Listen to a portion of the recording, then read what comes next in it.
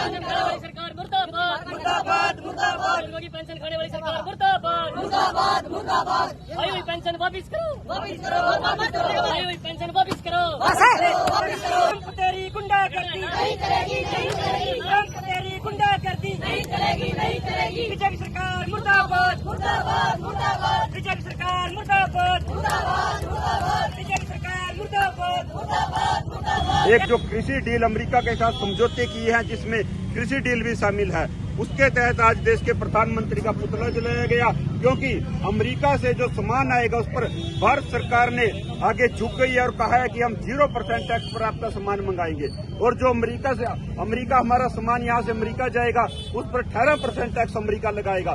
तो एक तरह से हम कहेंगे कि हमारे देश का प्रधानमंत्री ट्रंप के आगे झुक चुका है, और कृषि समझौते जो किए हैं उसके तहत हमें डर है कि हरियाणा की खेती बिल्कुल तबाह होगी, बर्बाद होगी, क्योंकि हरियाणा का जो किसान है, देश का भारत का जो किसान है वो मात्र 2 एकड़ का किसान है, छोटा किसान है।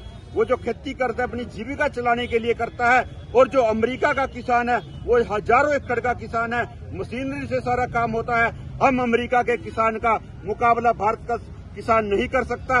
उसी के तहत हरियाणा भारत के किसान का तबाह होना तय है। उसी के तहत आज हमने देश के प्रधानमंत्री का, अमेरिका के राष्ट्रपति का जो एक तानाशाही अमेरिका का राष्ट्रपति कर रहा है, कभी कहता है कि आपको रूस से तेल नहीं लेना, कभी अपनी मनमर्जी चलाता है, उसके तहत आज उनका पुतला जलाया गया। हरियाणा के मुख्यमंत्री का पुतला जलाया गया, क्योंकि पिछले दिनों जो बुढ़ापा पेंशन हरियाणा के मुख्यमंत्री ने बुजुर्गों की काटी थी, उनका अपमान किया था, उसके विरोध में एक चेतावनी दी गई। अगर हरियाणा सरकार ने दोबारा बुढ़ापा पेंशन काटने की कोशिश की तो सरकार की जड़ें उखेड़ देंगे। और उसके बाद 23 मार्च को पीपली के अंदर एक बहुत बड़ी रैली हरियाणा के किसानों की होने जा रही है। अगर भारत सरकार इस समझौते पर साइन करती है तो 23 मार्च को पीपली की अनाज मंडी से बड़ा फैसला देश का किसान लेगा, चाहे वो दिल्ली कूच का हो या जीटी रोड जाम करने का हो।